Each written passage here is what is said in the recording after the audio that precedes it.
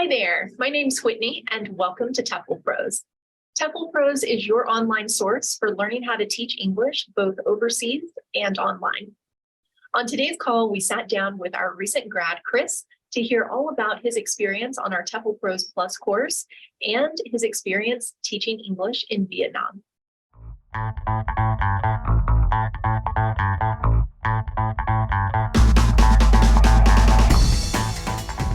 Hey, Chris. Hi, Whitney. How's it going? Pretty good. Let's see. I've got a class tomorrow morning, and I'm reviewing some videos and some homework for a class for my evening class. And we also have a bunch of kids here who Wow. are doing another kind of course. So, And a lot going on. where is here? Oh, Central Vietnam, the highlands of Vietnam. Yes. Very cool. Well, congrats first off on graduating from the course last week. Thank you. I'm very happy to have that completed. Yeah. Makes life a lot easier. Thanks for taking some time out of your busy teaching schedule to hop on here and share a few thoughts with us today. I was hoping maybe we could start off with just giving folks a little bit of background on what your life was like before moving into Before moving into what? Sorry. before moving into pursuing your TEFL.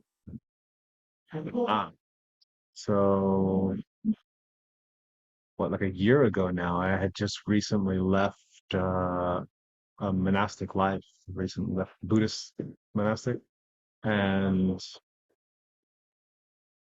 I wanted to go travel the world a little bit, and I also knew that I needed work. I needed some kind of job. I needed a way to make money so that I could have food to eat and stuff, a place to sleep.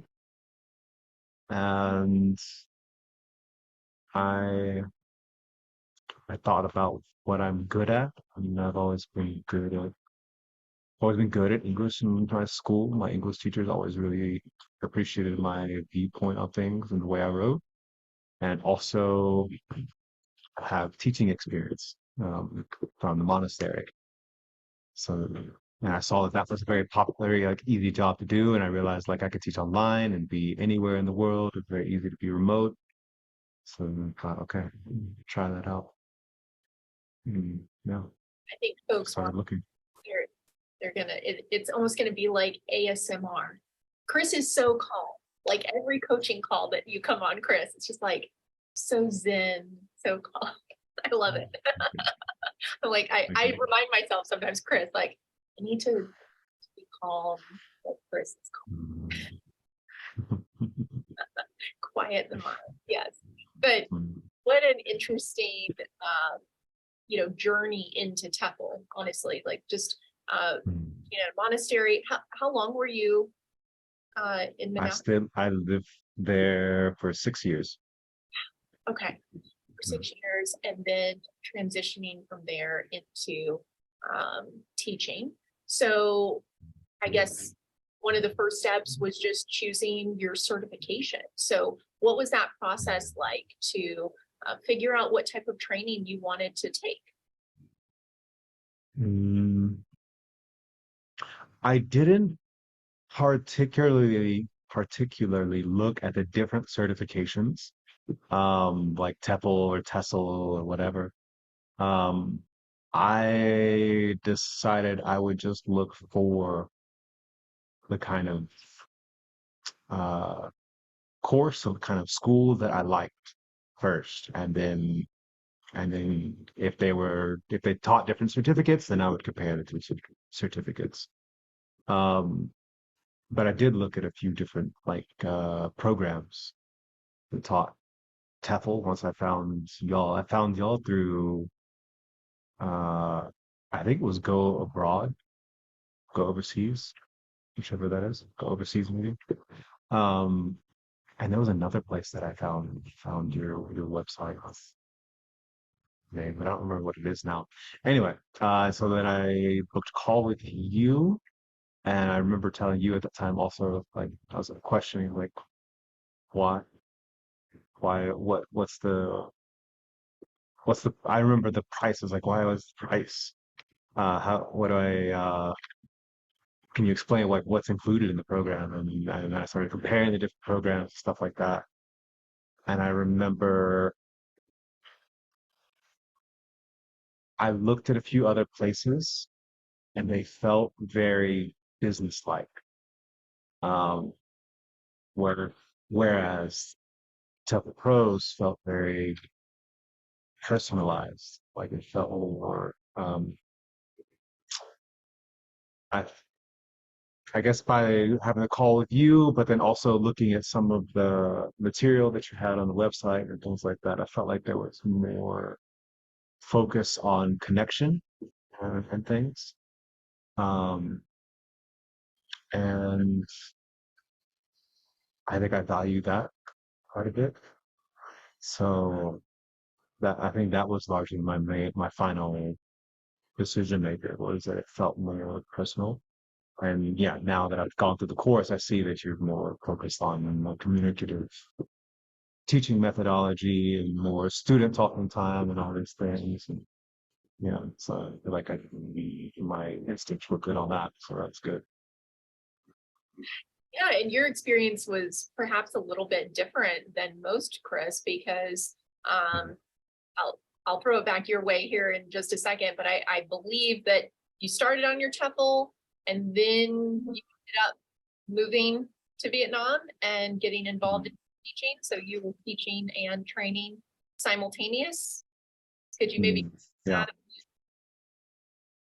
Yeah, so I had already planned that I would go to Vietnam in August last year.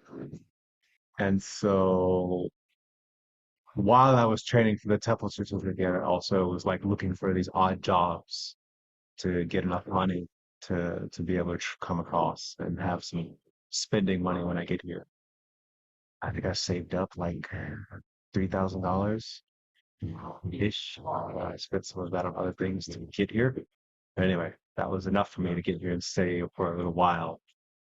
Uh, and then I needed a job, I wanted to keep staying in Vietnam. So then I started looking for any kind of opportunity to do like a work exchange. Just happened to find the place that I'm at. Um, and I think I was lucky because of my experience in the monastery. Uh, I don't know that they would have hired me, like allowed me to come and work as a teacher if I didn't have that. And so I think it's a very special case, maybe. Um, but yeah, and then once at the beginning, maybe the first month, I had time and I was able to keep studying my TEFL certificate. And then, like, all of a sudden, I've had many classes and a lot of work to do for those classes. And then it was like, okay, put the TEFL certificate on the side for now. I have time. It was just something I appreciated from the program. It was like I have time to put it on the side and focus on the thing, on my teaching work, and then yeah, come back to it when I had space and when it was appropriate. Later, they needed it for me to do more for them. We were speaking a few minutes ago, Chris, about um, maybe the different experience that you had, like with the beginning of your TEFL studies, or you were interacting with students, and then Mm. later on wrapping up the course while you have teaching experience. Can you share a little bit with folks about that difference? Yeah, you know, from like, I mean, I've always been someone who's more of a kinesthetic learner. So until I'm actually using what's being taught, I'm not going to really know what to ask or where to look and how to go deeper into it. Um, so then once I started teaching actual classes, um, I found myself looking back more at the material and like looking at, okay, so what do they do for a speaking lesson? What was done for a writing lesson? And started focusing on PDP and what experience, practice, synthesize, use. Um, and then keep going, fast forward, we change our program. The curriculum becomes more advanced, more not advanced, stable, structured. That's the word, structured. And I start really valuing CCQs and ICQs and um, also like most of my classes are largely online. So there's also some variation in classroom management where it's like being able to actually be in front of the students while you have them doing a writing task is very powerful. But when you're not actually in front of them and they're in front of a computer where they can easily just click somewhere else and act like they're in part of class, it's much harder to make sure they're writing. So to like incorporate CCQs and lesson plans and things and use the activities in different ways and stuff like that, I had to learn. And yeah, once I came back to the TEFL certificate, I found that watching the videos of other teachers was really helpful for me.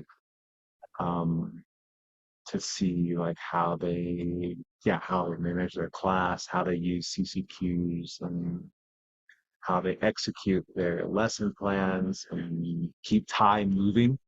Because that's something that can be very easily lost when you're just waiting for students to answer the question.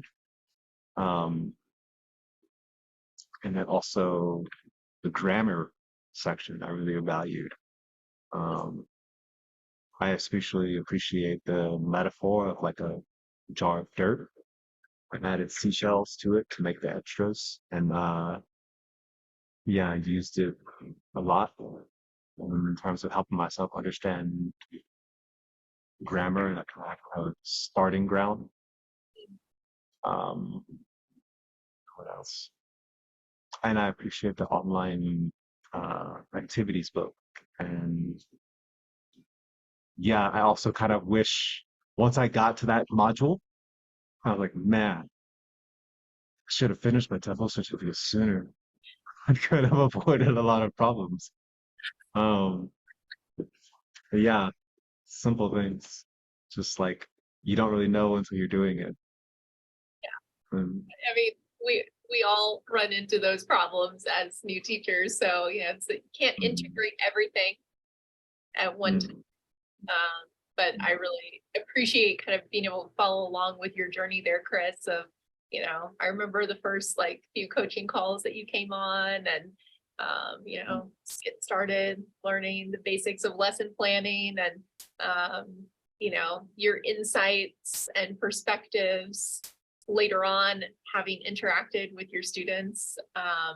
It's just very cool to see that progression over time.